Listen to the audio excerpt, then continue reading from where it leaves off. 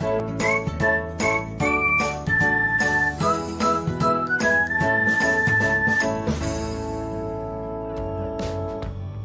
everyone, welcome back to another episode of Technologyglance.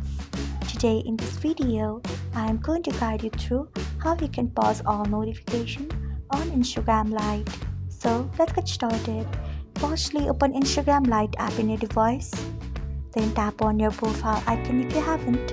Next tap on three lines icon. After that tap on settings. Next tap on notifications. Then you can see the option of pause all. Turn on it by tapping on it.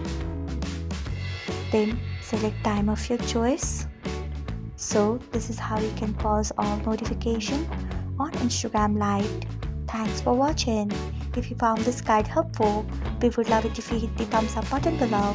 We upload great new tech tutorials like this one every day, so do not forget to subscribe to our channel and hit the bell icon so that you'll never miss another update.